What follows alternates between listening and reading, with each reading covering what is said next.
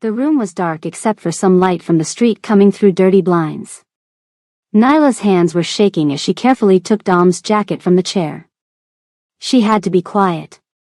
He was in the bathroom, maybe 2 minutes before he'd come back. Maybe less. Her heart was pounding as she checked his pockets. Keys. Wallet. Then, yes, his phone. She pulled it out, glad he didn't use fingerprint locks since she'd watched him enter his code so many times. 12% battery. Nyla looked at the bathroom door. Water was still running. She moved to the window, hiding in the darkest corner. Outside, she could see homeless tents on the sidewalk. Skid Row, or somewhere close by. She was 3 floors up in a nasty building that reeked. She had no idea what the address was or how many days she'd been here.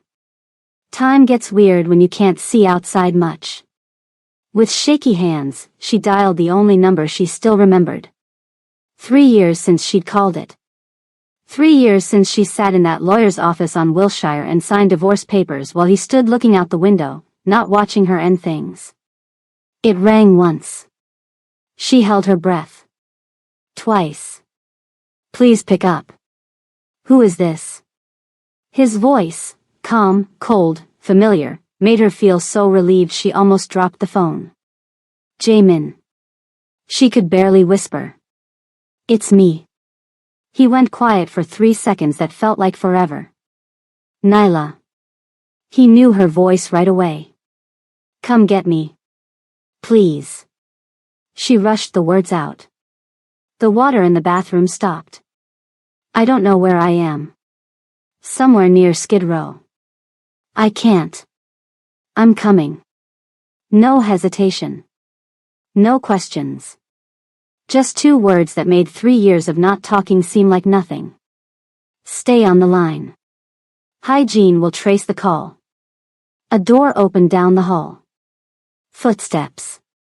He's coming, she whispered, trying to hide deeper in the corner. Dom. I can't. Listen to me. Ja Min's voice got sharper. I will find you. No matter what. Got it? This story is gonna take you through some really dark stuff before things get better.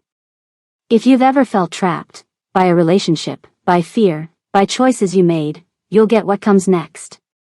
Smash that subscribe button right now and drop a comment letting me know where you're watching from. Because Nyla's story? It's gonna show you exactly how far someone will go to find what they lost. To get why Nyla Beaumont was making that desperate call from a sketchy room near Skid Row, begging her ex-husband she hadn't talked to in 3 years to come find her, we need to go back.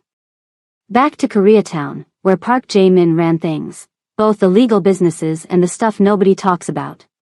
Back to the restaurant where he first saw her, confident, smart, and not impressed by him when everyone else was scared. Back to how they fell for each other even though they came from totally different worlds.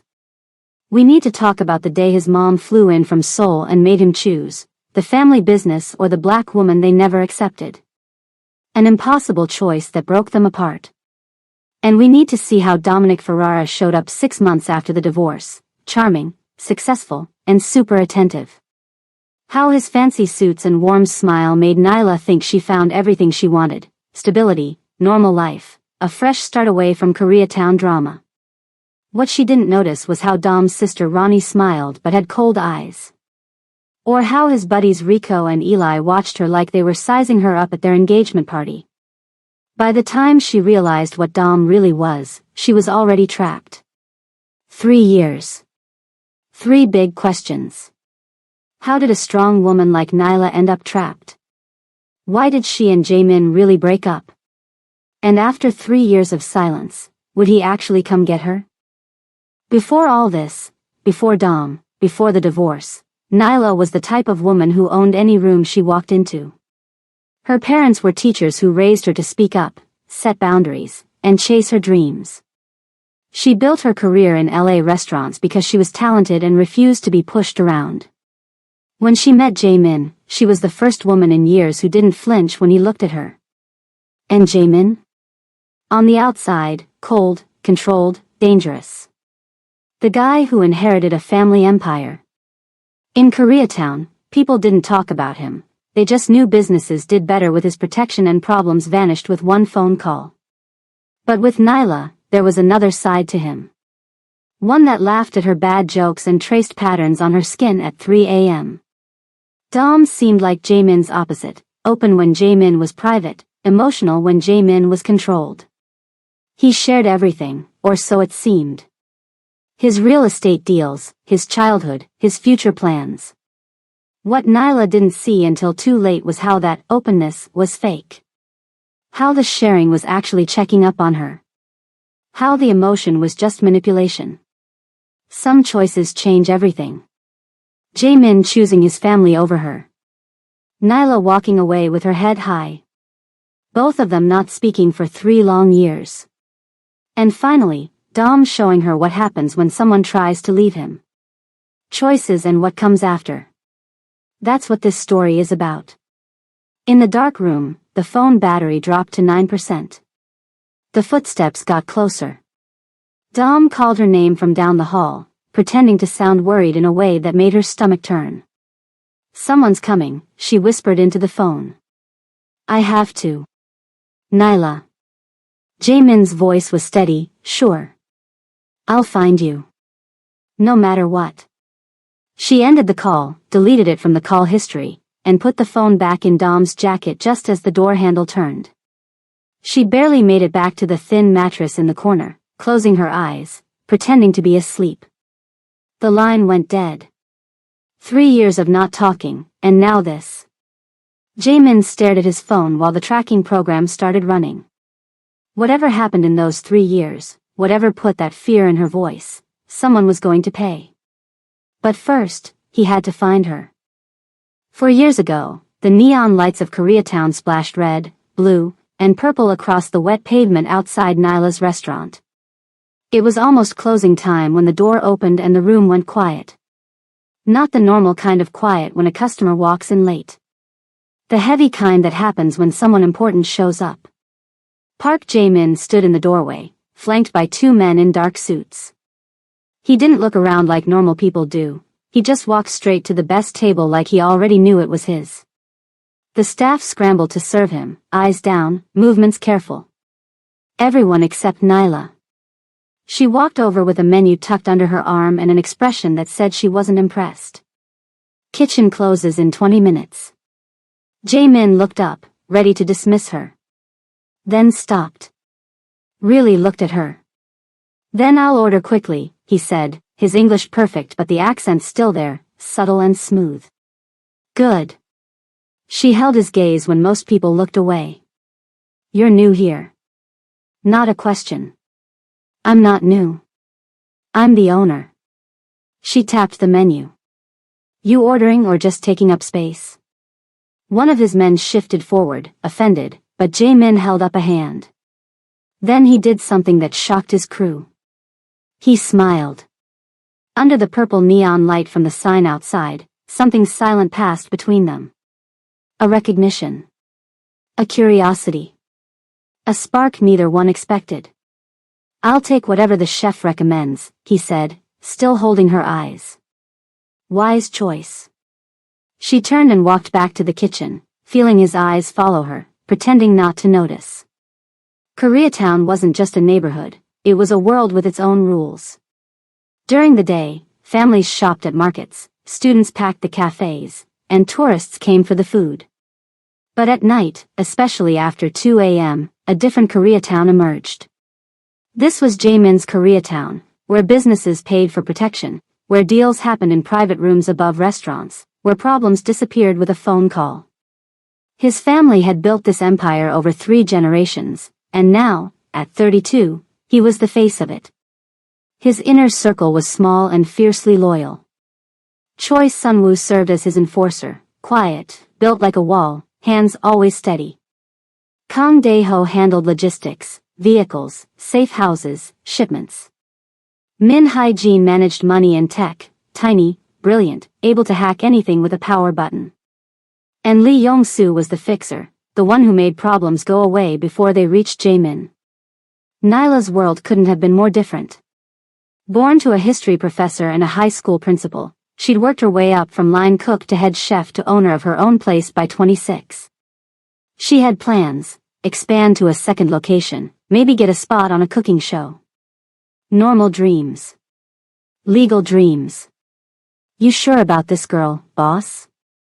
Sun-woo asked the night after they first met, when Ja Min mentioned going back to her restaurant. "She's not one of us."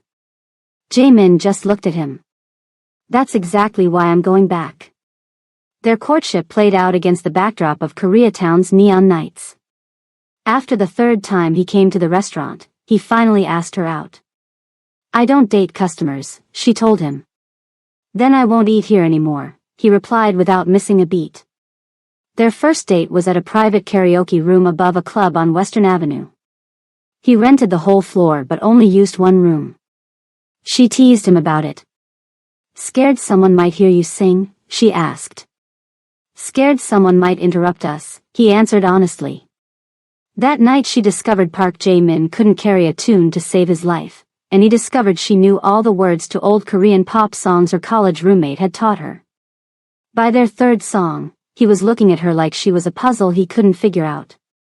"What?" she asked. "You're not afraid of me," he said, genuinely confused. "Should I be?" she challenged.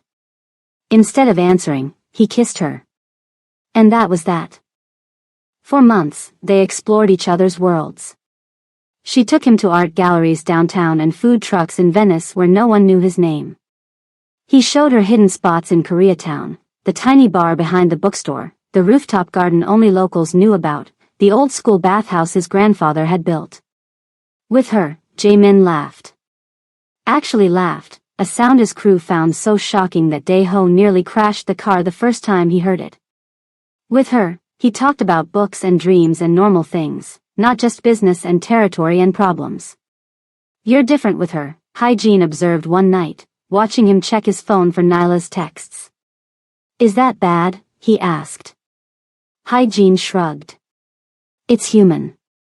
For Nyla, being with Jae-min meant stepping into a world where doors magically opened, where the best table was always available, where people whispered when they walked by.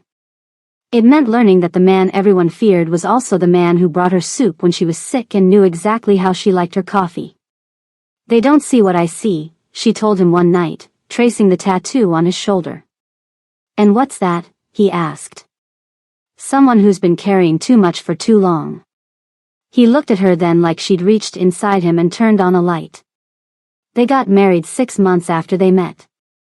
Small ceremony, just his crew and her closest friends.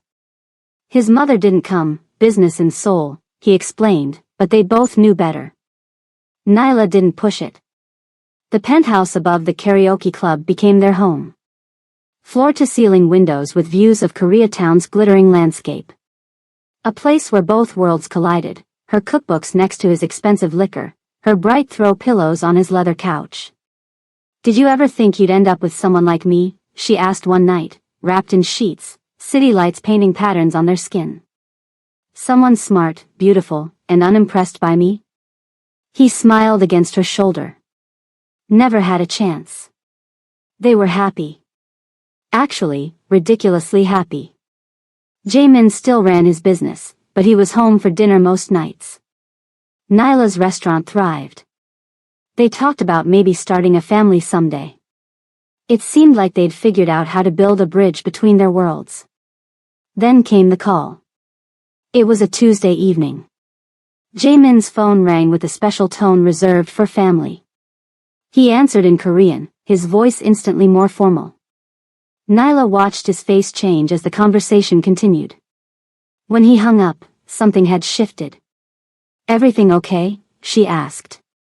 "My mother. She's coming to visit." His voice was flat. "Next week." "That's good, right? I finally get to meet her." He looked at her, something like dread in his eyes. "Yeah." They had 6 more perfect months. 6 months of love above the neon streets of Koreatown. 6 months before his mother's plane landed at LAX, carrying an ultimatum that would shatter everything. Mrs. Park arrived on a Wednesday. Her flight landed at 2 p.m., but she didn't arrive at the restaurant until 7, jet lag, she claimed, though everyone knew it was to make an entrance. Ja Min had booked a private room at the most expensive Korean restaurant in LA. A power move that didn't go unnoticed. Nyla wore a simple black dress, her hair pulled back. Ja Min had been tense all day, checking his watch, running through Korean phrases with her one more time. Just be yourself, she told him. That's exactly what I'm afraid of, he replied. When Mrs. Park walked in, the room temperature seemed to drop 10 degrees. She was elegant, small but somehow taking up all the space. Her face was perfectly smooth, her clothes expensive but not flashy. The kind of woman who never needed to raise her voice to be heard. She greeted her son first, in Korean, a formal embrace. Then she turned to Nyla. So, she said in careful English. This is the woman who has taken my son. Nyla extended her hand. It's nice to finally meet you, Mrs. Park. Mrs. Park looked at the hand for a moment too long before taking it briefly. Yes. After a year of marriage, it is time. Dinner was a masterclass in polite warfare. Mrs. Park would compliment the food, then mention how it wasn't quite authentic. She would ask about Nyla's restaurant, then smoothly change the subject before Nyla finished answering. She spoke to Ja Min in Korean for long stretches, smiling apologetically at Nyla. My English, not so good for complex things. Nyla knew enough Korean to catch words like temporary and mistake. By dessert, Ja Min's knuckles were white around his chopsticks. Nyla touched his knee under the table. A small gesture, I'm here. We're okay. But they weren't. The next day, Mrs. Park requested a private lunch with her son. Nyla wasn't invited. They met at the office, the real one, not the front business everyone knew about. The place where decisions affecting all of Koreatown happened. Ja Min sat across from his mother, waiting. She didn't make him wait long. This marriage ends, or your position in the family ends. No preamble. No softening. Just facts. Mother. The Park family has survived for 3 generations because we understand sacrifice. Your grandfather left everything in Korea to build here. Your father worked every day of his life. Now it is your turn to choose family. Nyla is my family now. Mrs. Park's laugh was soft, almost sad. No. She is a distraction. A beautiful one, I will admit. But not family. Because she's black? Because she's American? His voice rose despite himself. Because she doesn't belong in our world. Mrs. Park leaned forward. Do you think our associates in Seoul will respect you with an outsider wife? Do you think the other families here will follow you? Do you think she can help you when hard choices must be made? She makes me better. Better at what? Being soft? Being American? She shook her head. I gave you a year to get this out of your system. Time's up. And if I choose her? The question hung between them. Mrs. Park's face hardened. Then your cousin takes your place. Your name comes off the accounts. Your protection ends. For both of you. Ja Min went still. You're threatening her. I'm stating facts. This world protects its own. She will never be one of us. And without the family, you are nothing in Koreatown. For the first time in his adult life, Ja Min felt trapped. Not by enemies, but by the legacy he'd been born to carry. Nyla noticed the changes right away. How could she not? Ja Min started coming home later. 3 a.m. 4 a.m. Sometimes not until morning. He'd slip into bed, careful not to wake her, but she was always awake. His phone rang constantly, and he'd step onto the balcony to answer, speaking rapid Korean in a voice too low to hear. When she asked questions about his day, his answers got shorter. When she touched him, he'd respond, but something was different, like he was already pulling away. Mrs. Park extended her visit by 2 weeks, then a month. She never came to their penthouse. Never invited Nyla anywhere again. But Ja Min spent hours with her daily. Business, he'd say when he got home, eyes tired. Family business. One night, when he came home smelling like soju at 5 a.m., Nyla finally confronted him. What's happening to us? He looked at her, really looked at her, for the first time in weeks. Nothing. It's just complicated right now. Is it me? Is it your mother? Just tell me what's going on. It's not that simple. He rubbed his face. I have responsibilities. To who? To what? Not to us, obviously. He didn't answer, and that said everything. The night it ended was quiet. No fighting. No drama. That almost made it worse. Ja Min came home at a normal time. He'd changed his clothes, taken a shower somewhere else. Sitting on the edge of their bed, he stared at his hands while Nyla waited for whatever came next. My family has built something that spans generations, he finally said. Something bigger than just me. Something that supports hundreds of people.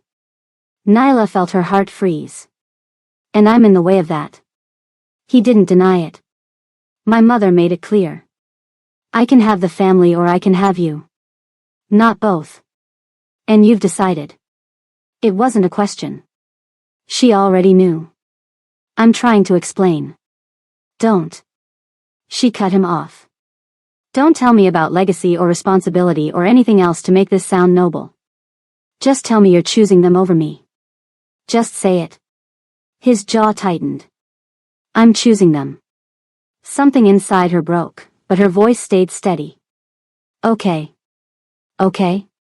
He looked up, confused. What did you expect? That I'd beg? That I'd fight for someone who won't fight for me? She stood up. I won't make you watch me pack. I'll come back tomorrow when you're out.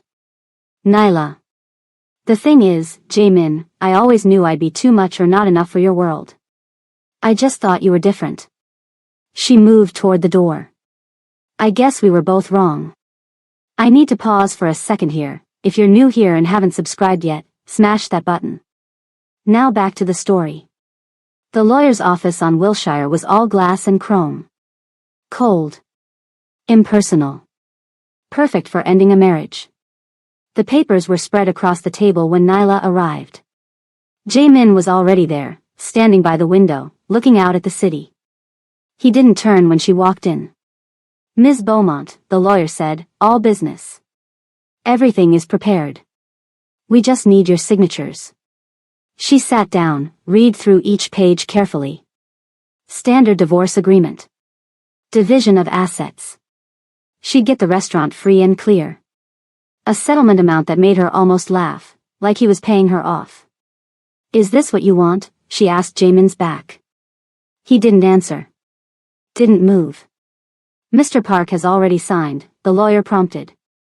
Of course he had. Nyla took the pen. Her hand didn't shake, even though her chest felt hollow. She signed each page, the scratching of the pen the only sound in the room. When she finished, she slipped off her wedding ring and placed it on the table. The soft clink seemed to echo. Is that everything? She asked the lawyer. Yes. You're free to go. Free. What a word for this feeling. She stood up, smoothed her dress, walked toward the door. At the last second, she paused, looking at Ja Min's rigid back. Goodbye, Ja Min. He didn't turn. Didn't speak. Just nodded once, barely visible. Nyla signed her name with steady hands, even as something inside her shattered. She walked out of that office with her dignity intact, but her heart in pieces. 3 years of silence stretched ahead of her. And somewhere in those 3 years, a man named Dominic Ferrara was waiting to offer her what looked like salvation, and would turn into a prison.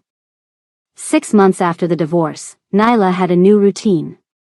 New apartment in Silver Lake, far enough from Koreatown that she wouldn't accidentally run into anyone from her old life. New job as head chef at an upscale place in Beverly Hills where the customers wore watches that cost more than cars and talked about people she'd never heard of. New life. That's what she told herself every morning in the mirror, even when her eyes still looked sad. She'd sold her restaurant, couldn't face the memories. Couldn't face the way business suddenly dropped when word got out she wasn't connected to the Parks anymore. The settlement money from Ja Min sat mostly untouched in her account. Using it felt like admitting he could buy his way out of what he'd done. "You're doing great," Tash told her over drinks one night. "One day at a time, right?" "Right," Nyla agreed, but they both knew she was just going through the motions. That changed on a Tuesday night in October. He came in 15 minutes before closing. Tall, Italian-American, wearing a suit that fit perfectly but wasn't trying too hard. He sat alone, ordered the special without looking at the menu, and asked for her by name when he was done. "The chef," he said to the server. "I'd like to compliment her personally." Nyla almost didn't go out. She was tired, her feet hurt, and she'd stopped caring about customer compliments. But her manager insisted. "I'm Dominic Ferrara," he said, standing when she approached the table. "Dom. And that was the best meal I've had in LA. Thanks." She wasn't in the mood to chat. "I'm in real estate," he continued, like she'd asked. "Just closed a big deal and wanted to celebrate. Glad I picked this place." "Congrats," she said, already turning to leave. "Wait," he pulled out a business card. "If you ever need a place, or want to talk about opening your own restaurant again. I know about your place in Koreatown. What happened there was a shame." She froze. "How do you know about that?" He smiled, easy and open. "I make it my business to know about the best chefs in LA. You're on that very short list." Despite herself, she was curious. "Thanks for the meal." "Have a good night, Mr. Ferrara." "Dom," he corrected. "And I will now." The roses started arriving the next day. Not one bouquet, a new arrangement every morning for a week. Each with a different card. Because talent should be recognized. Because someone should remind you. Because great chefs deserve beautiful things. Because you didn't laugh at me for ordering the special. Because your smile, brief as it was, made my whole day. Because I can't stop thinking about meeting you. Because I'm hoping you'll have dinner with me. My number is on the card from day one. It was nothing like Ja Min's quiet intensity. Nothing like his careful distance that slowly melted. This was open. Emotional. Direct. She called him on day 8. Dom took her to restaurants she couldn't afford even with her chef's salary. Places with month-long waiting lists that somehow always had a table for him. He talked constantly, about his projects, his childhood in New Jersey, his plans to build something that would last. "Family's the most important thing," he said over dinner at Spago. "My dad taught me that. You take care of your own." The words echoed too close to what Ja Min had chosen, but Dom meant something different. His family welcomed her. Finally, his sister Ronnie said when they met for lunch. "Someone who can teach my brother about food beyond steak and potatoes." Ronnie was sleek, polished, with a warm smile that didn't quite match her calculating eyes. She asked a lot of questions about Nyla's past. General at first, then more specific. "Koreatown, right? Did you know many people there? Besides customers, I mean." Nyla kept her answers vague. Dom's business associates were less subtle. Rico Salazar, officially the head of security for Dom's properties but clearly something more, watched her like she might steal the silverware. Eli Cortez, Dom's right-hand man, asked pointed questions about her divorce. "Clean break?" he asked casually over drinks one night. "No lingering connections?" "None," she said firmly. It was almost true. The first red flag came 2 months in. They were at her apartment, Dom sprawled on her couch while she cooked dinner. Her phone buzzed with a text from Tash. Before she could reach it, Dom picked it up, glancing at the screen. "Tash wants to know if we're still on for girls' night tomorrow." He scrolled up, reading previous messages. "Hey," she said, keeping her voice light. "Privacy?" He laughed, handing it back. "Sorry. Force of habit from my last relationship." She was always texting her ex. He kissed her cheek. "Trust issues." I'm working on it. She let it go. Everybody had baggage, right? Then there were the comments about Tash. She seems like a party girl, he said after meeting her once. You two are so different. She's been my friend since college. Just saying, people outgrow each other. Especially when life paths diverge. And the questions about Koreatown kept coming. You ever run into your ex? Small neighborhood, right? Do you miss any of those places? The clubs, the restaurants? You ever hear what he's up to these days? Just curious. Each time, she'd tense up, and he'd backtrack. Just making conversation. Don't want to step on any landmines. She ignored the way he'd casually check where she was going. The way he'd show up at the restaurant unexpectedly, just to surprise you. The way he'd hold her a little too tight in public, like he was claiming territory. Because he also brought her coffee in bed. Remembered her favorite flowers. Listened when she talked about her dreams. Kept telling her she deserved better than what life had given her so far. I want to build something with you, he told her. Something real. Something that lasts. After Ja Min's betrayal, those words were a bomb. 4 months after they met, Dom proposed. Private dining room at Providence, ring hidden in dessert, down on one knee. The whole fairy tale. The ring was massive, 3 carats at least, with tiny diamonds all around the band. Much flashier than the simple one Ja Min had given her. I know it's fast, Dom said. But when you know, you know. For a split second, Ja Min's face flashed in her mind. The way he'd proposed in their kitchen, no ring yet, just making breakfast and suddenly asking if she'd stay with him forever. Simple. Quiet. Real. She pushed the thought away. That was the past. This was her future. Yes, she said. When Dom slipped that ring on her finger, Nyla thought she was choosing safety over passion, stability over the dangerous world she'd left behind in Koreatown. But as she walked down the aisle 6 months later, she didn't notice how Rico watched the exits, how Eli cataloged the guests, how Ronnie's smile never quite reached her eyes. She didn't notice because she was too busy convincing herself this was what healing looked like. The gates of Dom's Hancock Park mansion closed with a soft mechanical hum, sealing them inside. Nyla watched through the car window as they swung shut behind them. Home sweet home, Dom said, squeezing her hand. It was beautiful, Spanish style, with a courtyard fountain and mature palm trees. The kind of place featured in magazines. The kind of place that seemed to say, you've made it. Your house is amazing, she said, still not quite believing she lived here now. Our house, he corrected, kissing her temple. What's mine is yours.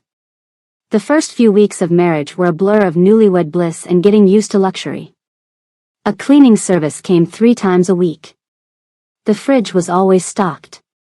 The 6-burner professional range in the kitchen made her want to cook all day. Dom had security everywhere, cameras at the gates, motion sensors in the yard, a system that pinged his phone whenever a door or window opened.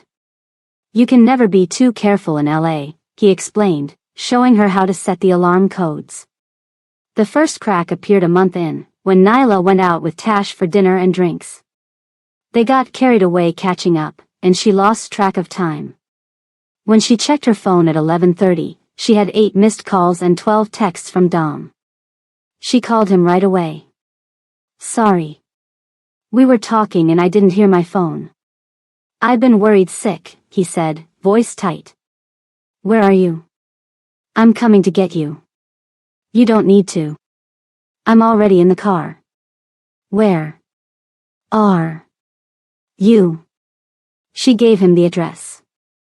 When he arrived, his face was a mask of controlled anger. He barely spoke to Tash, just put his arm around Nyla's waist and guided her out.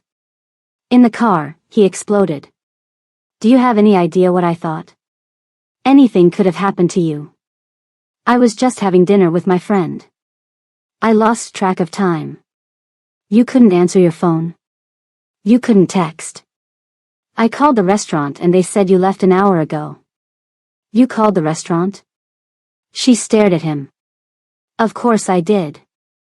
My wife is missing, not answering her phone. What would you do? Put like that, it almost sounded reasonable. Almost. I'm sorry I worried you, she said finally. It won't happen again. His face softened instantly.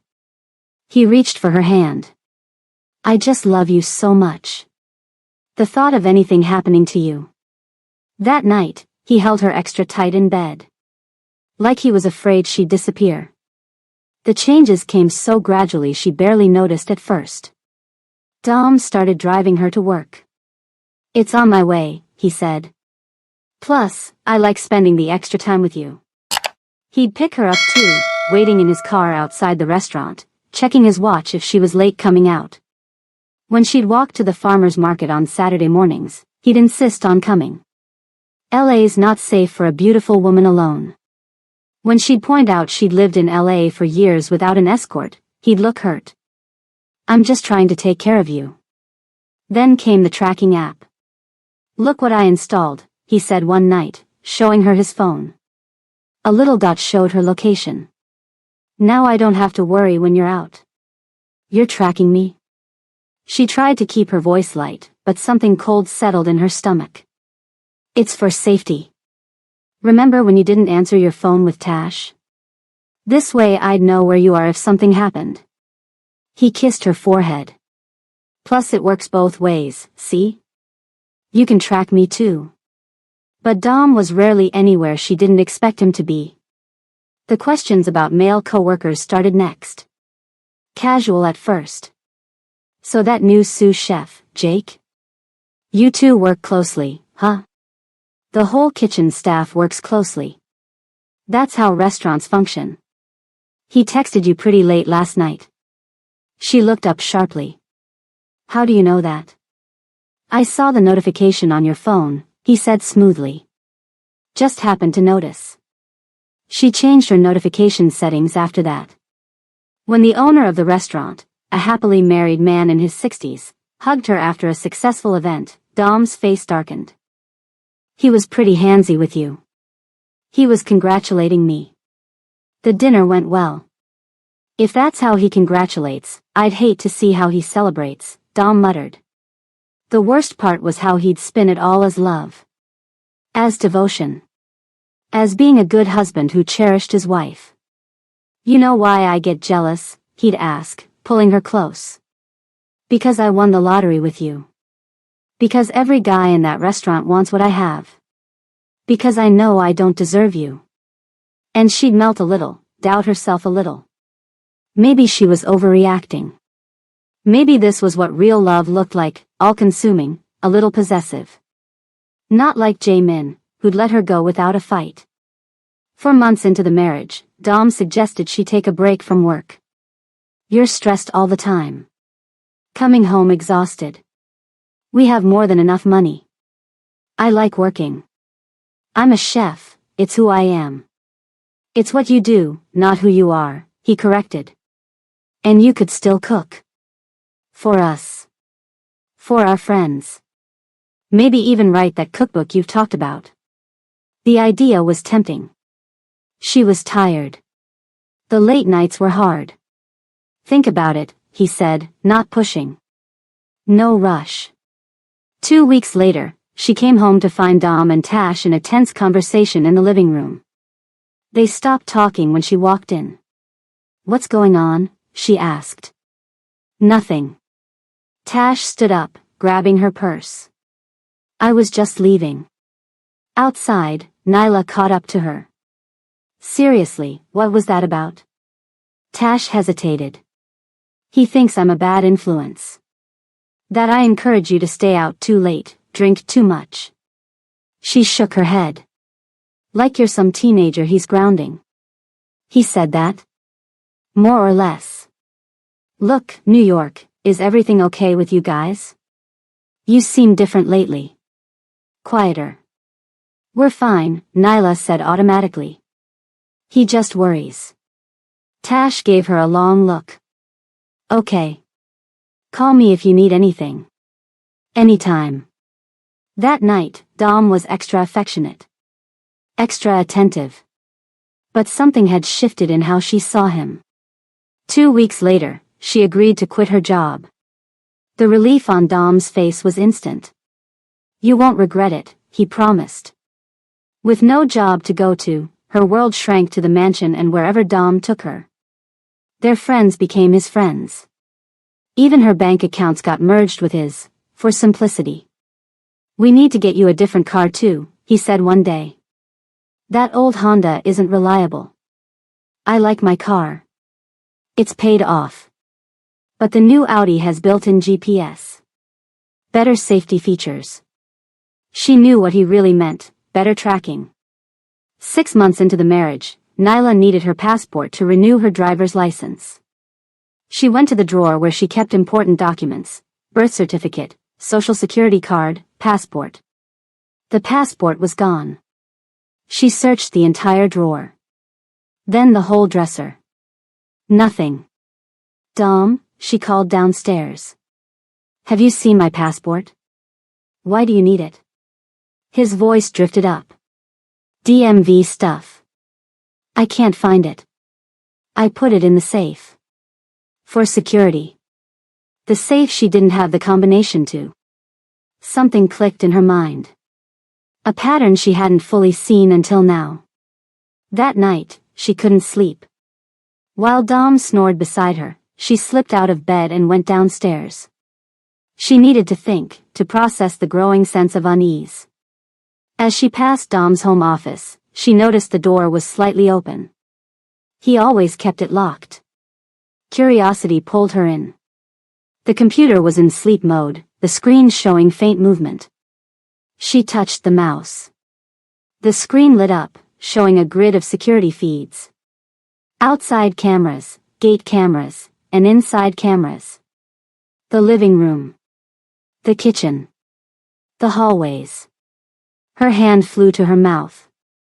Why would he need cameras inside their home?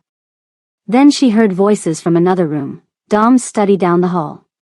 She froze. It was 3 a.m. Who was he talking to? She crept closer. Keeping too close an eye on her, Dom was saying.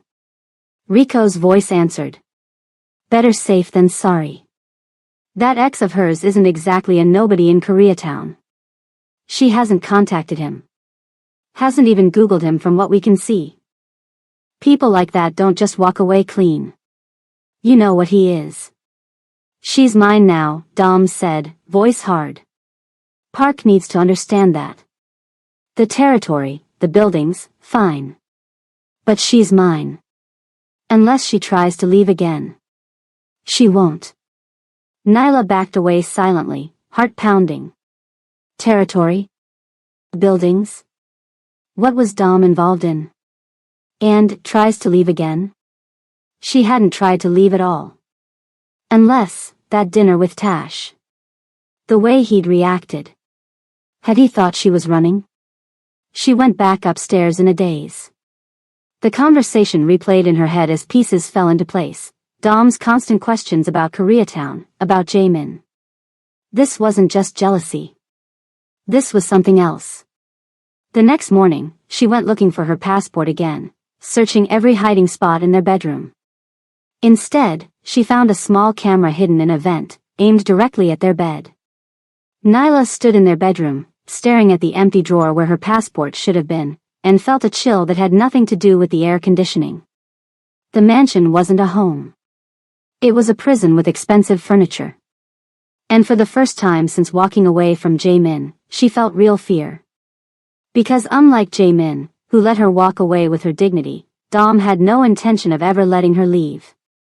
Nyla started planning her escape the day after she found the cameras. She couldn't let Dom know she discovered them, couldn't let anything show on her face. So she smiled at breakfast. Kissed him goodbye when he left for meetings. Acted normal. But inside, her mind was racing. She needed money first. Their accounts were joint, but Dom never noticed the grocery bills. Each time she went shopping, she'd get cash back, $40 here, $60 there. Small enough amounts that they wouldn't stand out. She hid the money inside an empty bottle of fancy face cream in her bathroom drawer. Next, she needed timing. Dom rarely traveled without her, but he had a development project in San Diego that was having problems. He'd mentioned needing to go down there soon. You should deal with it in person, she suggested casually one night. I'm fine here for a day or two. He studied her face. You wouldn't mind? Of course not. I have that cookbook outline to work on anyway. 2 weeks later, her chance came. Dom kissed her goodbye at 7 a.m., promising to be back the next evening. Call me when you get there, she said, playing the concerned wife. The moment his car cleared the gates, Nyla moved fast. She grabbed her pre-packed bag from the back of her closet, just essentials, nothing that would be noticed missing. The $1,200 in cash from her hiding spot. Her driver's license, which thankfully Dom hadn't taken. She didn't have her passport, but she didn't need it. She was staying in the country, just going far away from LA. Far from Dom. Nyla called an Uber instead of taking the Audi with its tracking devices. She watched the mansion disappear behind her with a feeling like being able to breathe again. The driver dropped her at a coffee shop. From there, she walked several blocks, then caught a bus downtown. Her phone was off, she knew Dom could track it. She'd dump it before getting on the train. Union Station was crowded with morning commuters. Nyla bought a ticket to Sacramento with cash. From there, she planned to head east, maybe Chicago, where she had a cousin. Somewhere Dom wouldn't think to look right away. The train was leaving in 25 minutes. She sat in the waiting area, hood up, sunglasses on, heart pounding. Almost there. Almost free. Taking a trip? Rico's voice made her blood freeze. He sat down next to her, casual as could be, like they'd planned to meet here. How? She whispered. You think the house doesn't have cameras showing when you leave? You think we don't have alerts set up? He didn't sound angry. Almost impressed. Not bad though. The bus was smart. The cash. But you're predictable, Nyla. Train station's the first place I checked. I'm not going back. Her voice shook.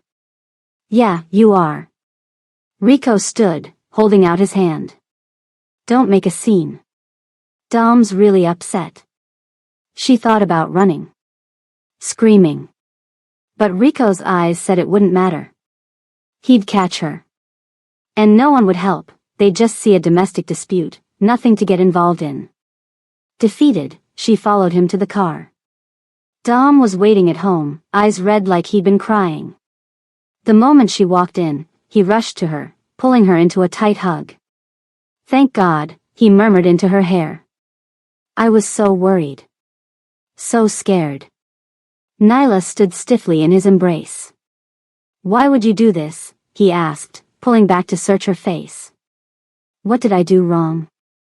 Just tell me and I'll fix it. I want to leave, Dom.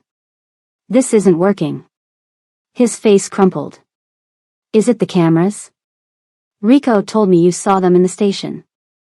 I should have told you about them. They're for security, Nyla. After what happened to my cousin's wife, the home invasion, I just need to know you're safe. It's not just the cameras. It's everything. You control every part of my life. Control? He looked genuinely shocked. I take care of you. I love you. I'd do anything for you. He started crying then. Actually sobbing. Telling her how scared he'd been thinking about her alone on a train, vulnerable, how he couldn't bear the thought of losing her. If something's wrong, we can fix it, he said, wiping his eyes. Therapy. Vacations. Whatever you need. Just don't leave like that. Don't scare me like that. It was so convincing she almost believed him. Almost thought maybe she was overreacting. But that night, things changed. New locks appeared on the outside of their bedroom door. The security system got upgraded. Her cell phone mysteriously broke, and the replacement had far fewer features. The home computer suddenly needed a password she didn't have. Just temporary, Dom assured her. Until you're feeling more yourself. She didn't argue. Didn't fight. Just nodded and smiled and planned. The second attempt came 3 weeks later.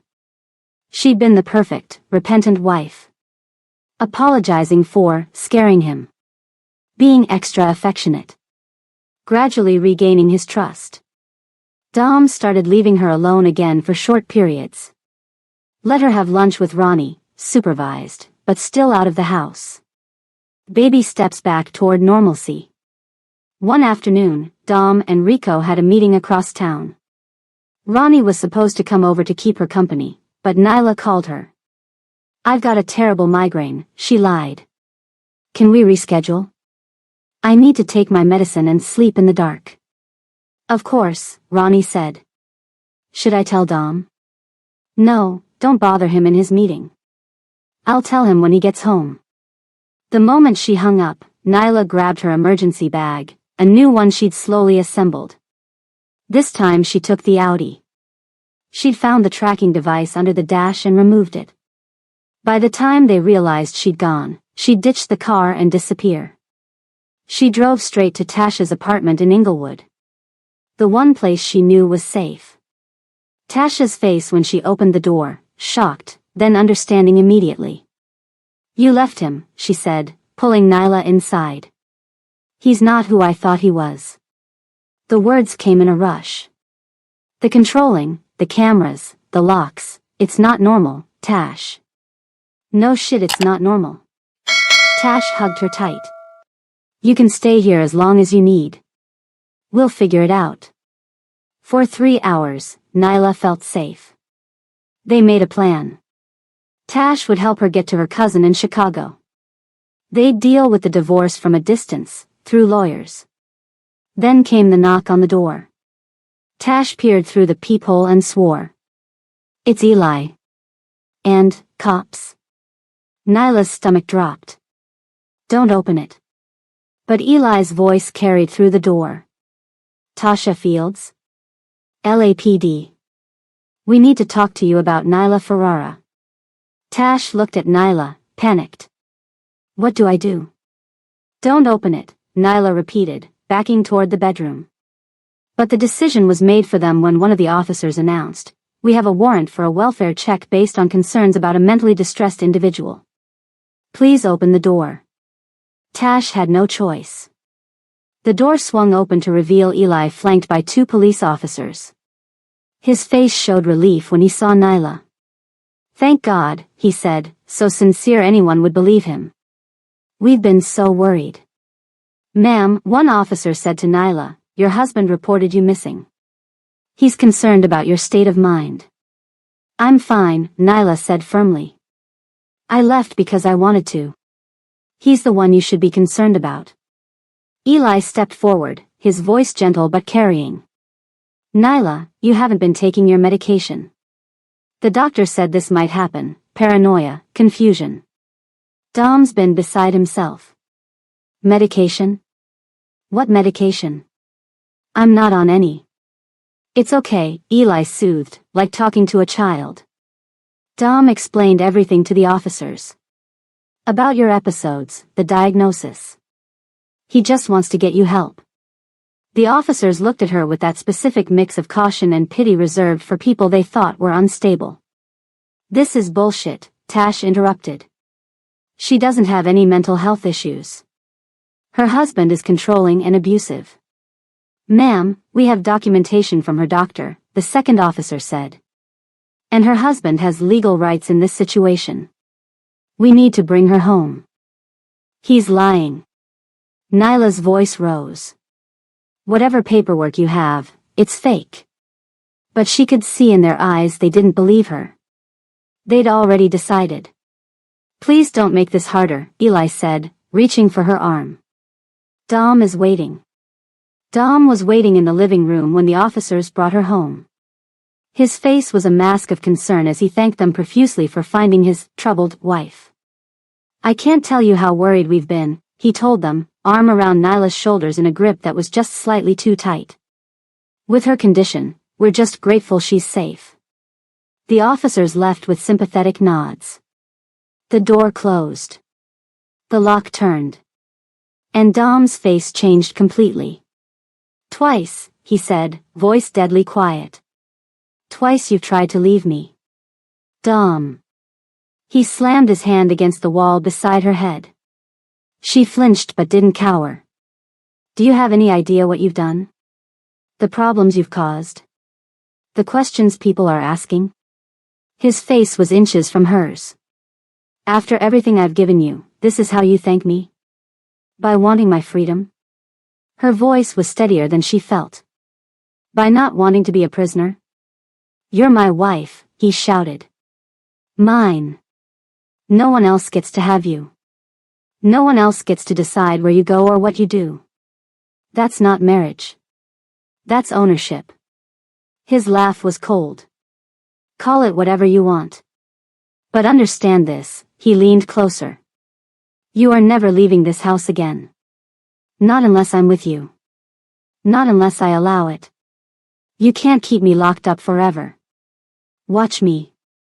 He grabbed her arm, dragging her toward the stairs. The problem is you've had too much freedom. Too many chances to talk to people who fill your head with ideas. He pulled her into their bedroom. The new locks gleamed on the outside of the door. You'll stay in here until you remember how to be grateful, he said, pushing her inside. Until you remember who you belong to. The door slammed. The lock clicked. That night, locked in their bedroom, Nyla knew two things with absolute certainty. 1, she would not survive much longer in this house. And 2, the next time she tried to leave, it would be her last chance. Because there wouldn't be another one. For 3 days, Dom kept Nyla locked in the bedroom. She got bathroom breaks and meals, all under his watchful eye. He'd sit with her, talking in a calm voice about how things would be once she came to her senses. How they could be happy again if she just stopped fighting what was meant to be. By the 3rd night, she knew she had to move. The longer she stayed, the harder it would be to leave. The more she'd start believing his twisted version of reality. She'd noticed the security brackets on the windows were held with zip ties, stronger than they looked, but not impossible to cut. While Dom slept, she carefully slid out of bed and retrieved the small paring knife she'd hidden in the bathroom vent the day before. It had taken her hours to work it loose from the kitchen drawer during one of her supervised cooking sessions. The zip ties were tough. She sawed at them slowly, trying not to make noise. One broke. Then another. Sweat beaded on her forehead despite the cool night air. With the bracket loose, she could slide the window open. The drop to the ground was about 12 feet, manageable with the trellis climbing the side of the house. She'd practiced rock climbing in college. This wasn't much different. The night air hit her face as she climbed out. Freedom. So close. She made it down the trellis, across the yard, almost to the gate. The security lights flooded on. Dom's voice rang out from the patio. Really, Nyla? Again? She ran. The gate was locked, but the decorative ironwork offered footholds. She was halfway up when hands grabbed her ankle, yanking her down. She hit the ground hard, the wind knocked out of her. Dom stood over her, still in his pajama pants, face twisted with rage. Eli appeared beside him, having come around from the side gate. I've tried, Dom said, voice eerily calm now. I've really tried to be patient. To help you understand. But you just won't learn. Please, she gasped, still fighting for breath. Dom, just let me go. I won't tell anyone. I won't cause trouble. I just want out. Out? He laughed, a cold sound. You don't get it, do you? There is no out. There's just us. Eli stepped forward with something in his hand. A syringe. No, Nyla started to scramble away, but Dom's foot pressed down on her arm. This is for your own good, he said as Eli approached. You need time to think. To remember your place. The needle stung. The world swam. The last thing she saw was Dom shaking his head, like she was a disappointing child. Such a waste, he sighed. We could have been so happy. Nyla woke to darkness and the smell of mold. Her head pounded. Her mouth felt like cotton. When she tried to move, the room spun. Slowly, her eyes adjusted. Bare concrete walls. A thin mattress beneath her. A bucket in the corner. A single, dirty window high up, covered with bars. This wasn't the mansion. This wasn't anywhere she recognized. The door opened. Eli stepped in with a bottle of water and a sandwich on a paper plate. Where am I? Her voice cracked from dryness. Somewhere safe. He set the water and food down just inside the door. Somewhere you can think about your choices. Dom can't just keep me prisoner. People will look for me. Eli's laugh was almost sympathetic. Who? That friend Tash? She got a job offer in Portland 2 days ago. Took it. Left town already. Nyla's stomach dropped. That wasn't a coincidence. My family. Got a very nice email from you about taking a mental health retreat in Arizona. They're relieved you're getting help. The restaurant. You quit months ago. No one there is checking on you. Eli moved toward the door. Face it, Nyla. No one's looking. No one's coming. After he left, Nyla forced herself to drink the water and eat the sandwich. She needed strength. Needed to think clearly. From the tiny window, she could see tents on the sidewalk. Skid Row, or close to it. The forgotten part of LA where people disappeared all the time and no one asked questions. Dom came later that day. Dressed impeccably as always, like he'd just stepped out of a business meeting. This doesn't have to be forever, he said, sitting on a folding chair Eli brought in. Just until you learn. Learn what? Her voice was stronger now. Angry. To appreciate what you have. To stop fighting me. He sighed. I love you, Nyla. I've given you everything. All I ask in return is loyalty. This isn't love. It's the only kind you'll get from me. He stood up. Think about what you want your life to be. We can go back to the house. Back to normal. Or... He glanced around the grim room. This can be your new normal. Your choice. He visited every day after that. Always the same conversation. Always ending with your choice. But it wasn't a choice. It was surrender or captivity. Days blurred together. Eli brought food twice a day. Sometimes Dom would bring little gifts if he thought she was behaving, a book, a battery-powered radio, a blanket. Rewards for compliance. She played along. Pretended to soften. To consider. Made him think his tactics were working. And she watched. Listened. Learned the patterns. Eli came at 8 a.m. and 6 p.m. Dom usually came around noon. The building had at least 3 floors, she could tell from the footsteps above her. There were other people in the building, she heard voices sometimes, but no one ever came to her door except Dom and Eli. She was alone in a building full of people who either didn't know she was there or didn't care. Meanwhile, across town in Koreatown, Lee Yong-soo stood in Ja Min's office above the karaoke club.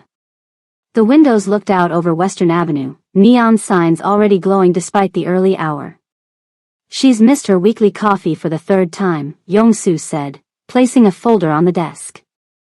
Ja Min didn't look up from his laptop. And it's not like her. Not for 3 weeks straight. People change their routines. Yong-soo sighed. Boss. We both know why I'm still keeping tabs on her. Why you want me to, even if you don't say it. After the divorce, Ja Min had made one thing clear, Nyla was to be watched over, but never approached. Not to control her. Not to interfere. Just to make sure she was safe. A distant guardian angel she never knew she had. Her friend Tash contacted us, Yong-soo continued. She's worried. That made Ja Min look up. Tash contacted you? How does she even know who you are? She doesn't. She came to the club. Asked for you specifically. He slid over a business card. Said she tried calling Nyla for days. No answer. Went to the house, but security wouldn't let her past the gate. Said something felt wrong. Could be nothing. Could be. Yong-soo nodded. But her husband's been buying property in Koreatown. Aggressively. Places that border our territory. Ja Min's eyes narrowed. You didn't mention this. Didn't seem relevant until now. But if he knows about her past, about you. Ja Min stared out the window, jaw tight. 3 years. 3 years of letting her live her life, even when it hurt to see her with someone else. 3 years of respecting the line she'd drawn when she walked away. But if she was in trouble. Get me everything on Dominic Ferrara, he said finally. Everything. I need to pause here because what happens next changes everything. Have you ever wondered if someone from your past still thinks about you? If they'd notice if you disappeared? Ja Min never stopped watching over Nyla, from a distance, respecting her new life. Until she vanished. Hit subscribe if you want to see what happens when a man with his resources realizes the woman he never stopped loving is in danger. The moment Ja Min decided to look into Nyla's disappearance, his entire operation shifted focus. He ran Koreatown like a well-oiled machine, and now every part of that machine turned toward one goal, finding her. He called in his core team, people who remembered Nyla, who had respected her when she was his wife. Hi Jean, I need everything. Financial records, phone records, security footage from around their house. Anything that shows where she might be. The tech specialist nodded, already pulling out her laptop. Sunwoo, visit this Tash person. Get every detail about the last time she saw Nyla. What she was wearing, what they talked about, anything unusual. The enforcer simply nodded. No questions. No hesitation. Daeho, I want eyes on Ferrara. Where he goes, who he meets. If he so much as stops for coffee, I want to know about it. By nightfall, they had a war room set up. Hygiene had hacked into Dom's financials, finding a pattern of payments to a property management company for a building near Skid Row, a building that didn't appear in any of his company's official holdings. It's off the books, she explained, showing Ja Min the records. He pays cash for maintenance. Utilities are under a shell company. Sunwoo returned with troubling information from Tash. She tried to help Nyla leave him. Twice. The second time, cops showed up with paperwork claiming Nyla had mental health issues. Took her back to the husband. False papers? Ja Min asked. Almost certainly. Friend says Nyla was terrified of him by the end. Said there were cameras in the house, locks on the doors. Daeho's surveillance revealed that Dom was splitting his time between his office, the mansion in Hancock Park, and brief visits to the building near Skid Row. He goes there around noon. Stays about an hour. Very regular pattern. Ja Min studied the map on the wall, where they'd marked all the locations. 3 weeks. She's been gone 3 weeks and no one noticed except her friend. He covered it well, Yong-soo said. Social media posts that look like they're from her. Emails to family. Even a medical leave letter to anyone who might check. But why? Hygiene asked. Why go to all this trouble? Why not just divorce her if they're unhappy? Because men like Ferrara don't let go of what they think belongs to them, Ja Min said quietly. And he thinks she belongs to him. The irony wasn't lost on him, that he was the one searching for her now. That he'd let her walk away when Ferrara wouldn't. That maybe if he'd fought harder 3 years ago, she wouldn't be in this situation now. But regrets wouldn't find her. Action would. We move tomorrow, he decided. After Ferrara leaves the building. We go in, get her out. In her room near Skid Row, Nyla had lost track of days. The radio dom had given her only picked up 2 stations, neither with news. The window was too high and small to see much besides the tents across the street. She was thinner now. Weaker. But her mind stayed sharp, focused on one goal, escape. The chance came on a day when Dom seemed distracted during his visit. He got a call, stepped outside to take it, and for the first time since she'd been there, he left his jacket hanging on the back of the folding chair. His phone would be in the inside pocket, it always was. She had maybe 30 seconds before he came back. Moving silently, Nyla slid her hand into the jacket. Her fingers closed around the familiar shape of his phone. She pulled it out, heart pounding, and slipped it under the thin mattress just as the door opened again. Sorry about that, Dom said, straightening his tie. Business emergency. Where were we? She played her part, docile, thoughtful, starting to understand what he wanted from her. He seemed pleased when he left, telling Eli she was making progress.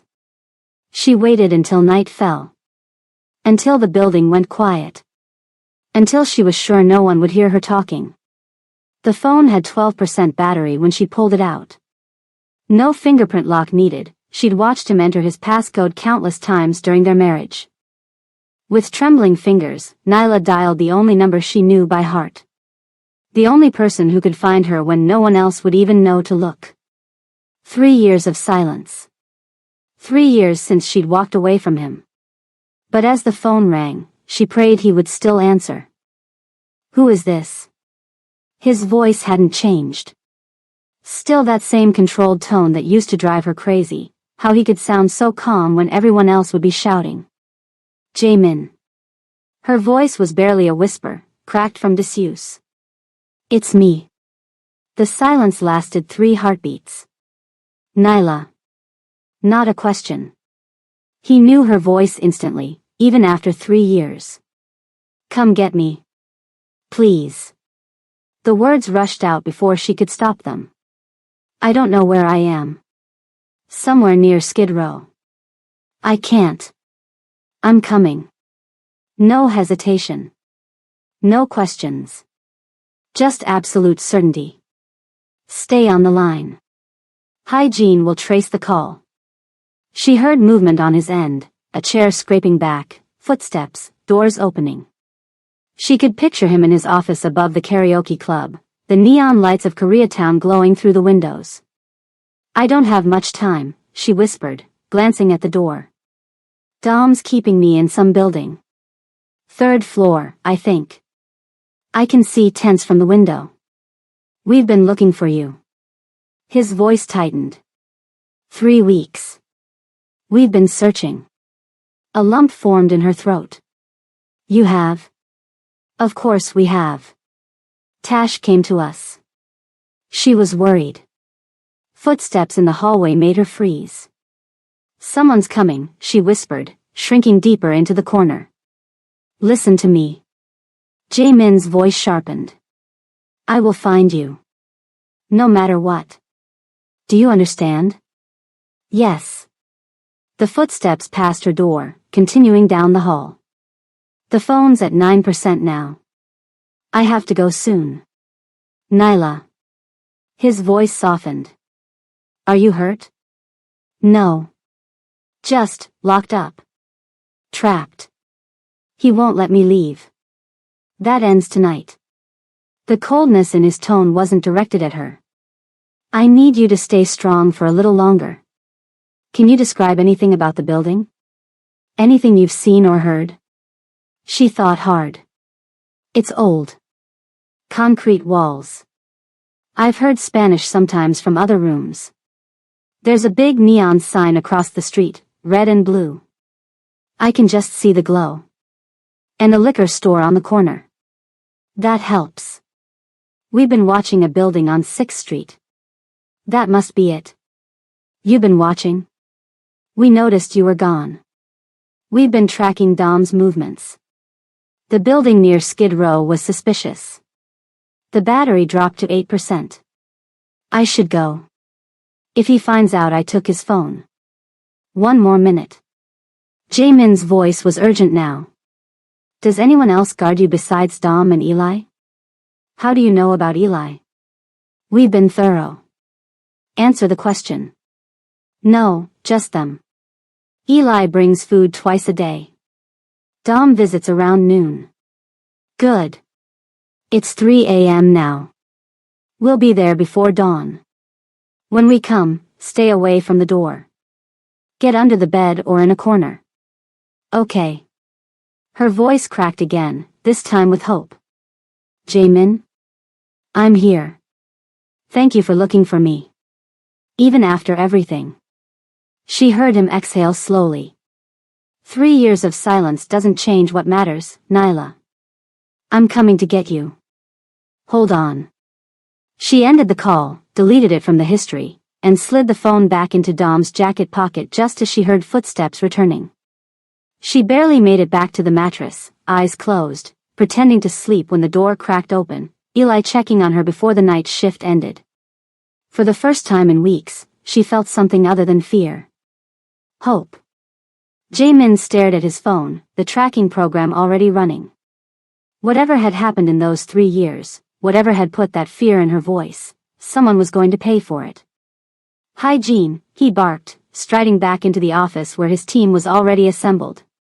They'd been planning tomorrow's operation, but everything had just accelerated. I'm on it, Hi Jean said, fingers flying across her keyboard. Signals bouncing from a tower near 6th and San Pedro. That matches our intel on the building. How fast can we move? 20 minutes, Sun Woo answered, already on his phone. Teams on standby. Make it 15. Ja Min turned to Daeho. Vehicles? 3 SUVs, ready downstairs. Blackout plates. Good. Yong-soo, call our contacts at LAPD. Make sure they're busy elsewhere tonight. No interruptions. The fixer nodded, already dialing.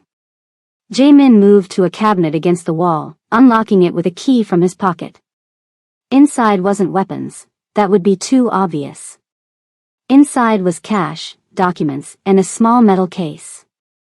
Sun Woo, he said quietly. We go in clean. No guns unless absolutely necessary. The enforcer nodded. What about Ferrara if he's there? He's mine. Ja Min's voice left no room for discussion. But he likely won't be. His pattern says he doesn't come until noon. And Eli? Get what we need, then make sure he can't follow.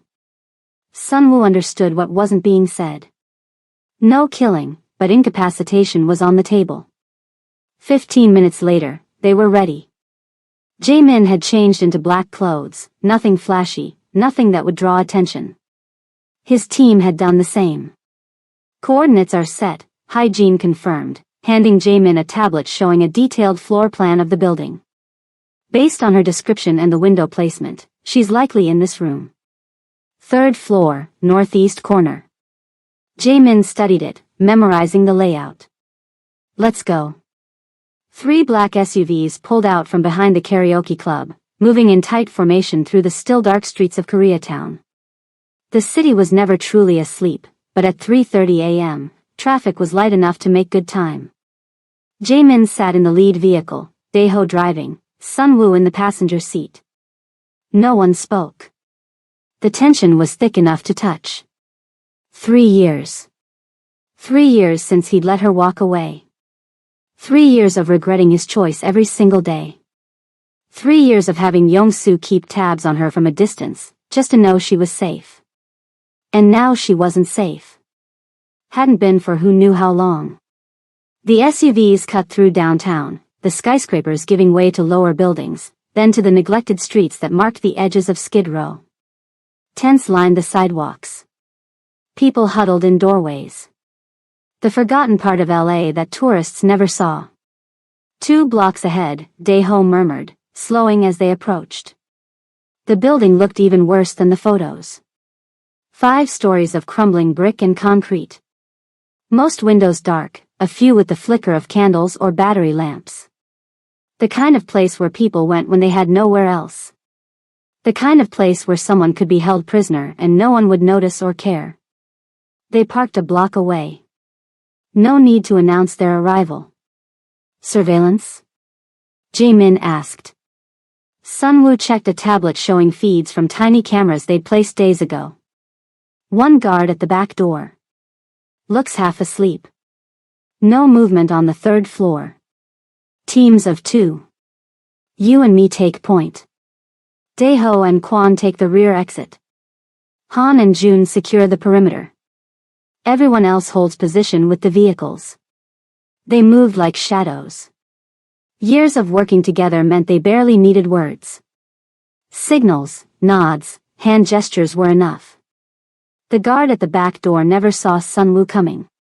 A quick arm around the neck, pressure points, and he was unconscious without a sound. They dragged him inside, zip-tied his hands and feet, gagged him, and continued. The 1st floor was mostly empty, a few rooms with squatters who didn't even look up as they passed. People in places like this learn not to see things. The 2nd floor had more security. A man sitting outside a room filled with what looked like stolen electronics. He reached for a weapon but froze when Sunwoo pressed something against his ribs. Not worth it, Sunwoo advised quietly. The man raised his hands slowly. We're looking for a woman, Ja Min said. Being held on the 3rd floor. Black, about 5 feet 7 inches, probably been here a few weeks. Recognition flickered in the man's eyes. Yeah, I've seen her. Ferrara's woman. Guy in a suit brings her food. Which room? End of the hall, 3rd floor. 307. Sunwoo secured him like the first guard and they moved on. The stairwell was dark, smelling of urine and garbage. Ja Min's jaw tightened as he thought of Nyla in this place. Of what she must have endured these past weeks. 3rd floor. The hallway was silent except for distant snoring from one room. 307 was at the end, just as the man had said. Heavy door. Serious lock. Sunwoo knelt, examining it. 2 minutes, he whispered, pulling tools from his pocket. Ja Min nodded, listening for any sound from inside. Nothing. The lock clicked. Sunwoo stepped back, letting Ja Min take the lead. Remember what she said, Ja Min murmured. She'll be away from the door. He pushed it open slowly, carefully, gun now in hand just in case. The room was dark except for faint light from the dirty window. It took a moment for his eyes to adjust. The room was small. Concrete walls. A thin mattress on the floor. A bucket in the corner. Like a cell. And there, pressed into the corner farthest from the door, was Nyla. 3 years fell away in an instant. 3 years of silence, of regret, of missing her. Gone. She looked thinner. Her hair was limp. Her eyes were huge in her face. But she was alive. She was whole. Ja Min? Her voice was barely audible, like she couldn't believe what she was seeing. It's me. He holstered his gun, moving toward her slowly. We're getting you out. She didn't move, just stared at him. You actually came. I told you I would. Sunwoo appeared in the doorway. Boss, we've got company. Eli just pulled up out front. Ja Min turned to him. Handle it. I'll get her out the back way. Sunwoo nodded once and disappeared. Ja Min turned back to Nyla, approaching slowly, like she might bolt. Can you walk? She nodded, finally pushing herself up from the corner. Her legs wobbled slightly. Here. He shrugged off his jacket, draping it around her shoulders. She was wearing the same clothes she must have had on for weeks, jeans and a sweater now grimy and too loose. We have a car waiting. Eli, she started. Is being taken care of. The cold fury in his voice made her look up at him. Not killed, she said. I don't want anyone killed because of me.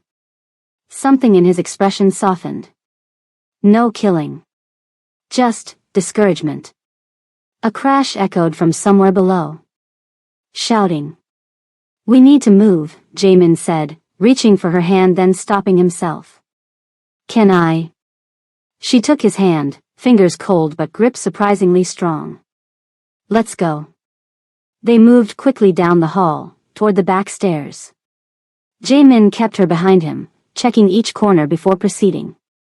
From below, they could hear the sounds of a struggle, Eli discovering Sunwoo wasn't someone he could intimidate or overpower. The back stairs were clear.